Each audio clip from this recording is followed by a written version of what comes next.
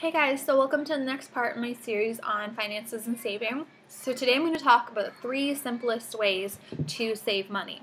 So my first one is to pay attention to the shelves and price tags on items and make sure when you go to the cashier that it rings up whatever you think the price should be.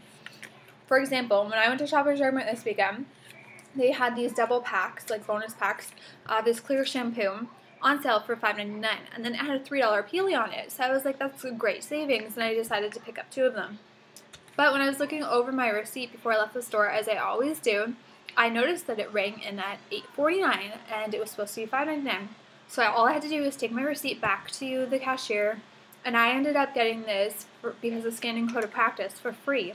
So this item that is regularly $8.49, I got free. So that's the first item that you'll get for free if it's under $10 if the store practices scanning code of practice. The second item will just be refunded in the amount that the sale should have been, so $5.99 less the $3 peelie. So that's what I was expecting, so that's great. Another example of this is at American Eagle this weekend. I've been looking to pick up these jeggings for a while, and I was just waiting for a sale, and I noticed when I was in the store this weekend, they were on sale for $29.99. So I decided to pick them up at that time, and when I took them to the cashier and she rang them up, they came up at $39.99. So I told her, I don't think that's the right price, and are you able to double check for me? And she was very hesitant about checking. She told me that because it was a different wash, that it would be a different price, because I was actually picking up 2. I was picking up the black and I was picking up the dark wash color of the jegging, and she was very adamant that because it was a different wash that it would be a different price, but that doesn't really make sense to me because it's the same style. Just because it's a different color doesn't usually affect the price.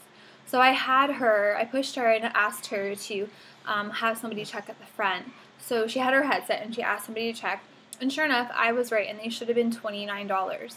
So she didn't apologize or anything, which I was kind of disappointed in. The customer service wasn't as great, but I did end up getting them for the $29, and it was worth an extra $10 to me just to speak up for something I knew that was right. And that took about 2 seconds of my time. So that's the first easiest way to save money, is just to pay attention to the tags, pay attention to the shelf price, and pay attention when the person's scanning your items, or double check if it's really busy and you can't pay attention as they're going through, double check your receipt before you leave the store. So my second way is to make sure you plan your spending. As I mentioned, those jeggings were on my list for a little while now. I knew I wanted to purchase them. So what I've been doing is I've just been paying attention to the sales. I'll randomly check on their website, or I'll check on a coupon blog, or just when I'm in the store. I always plan my spending, so I don't have to shell out the extra bit of money because a week later it will probably just go on sale anyways. I find that sales happen on such regular basis that it's worth waiting a week or 2 to get your item on sale. And my third easiest way to save money, which you're going to be surprised, is not couponing, because I know a lot of people say that couponing is too much work, and I totally understand. If you're new to couponing, it might seem very overwhelming. But my third easiest way is just to not only plan your spending, but to make sure that when you're in the stores, you don't make impulse purchases. It's so easy when you go out and you're trying to have planned spending to spend additional money on impulse purchases. So the best way to do that is to set yourself a budget. When you go out, tell yourself, okay, I have this amount of money to spend, and I'm not going to go beyond that.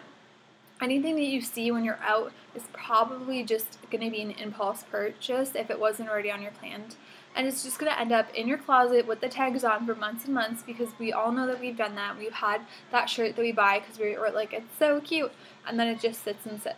So that's my third tip, is to set a budget to avoid impulse purchases. I hope these tips help you guys save some money too. Talk to you guys later. Bye.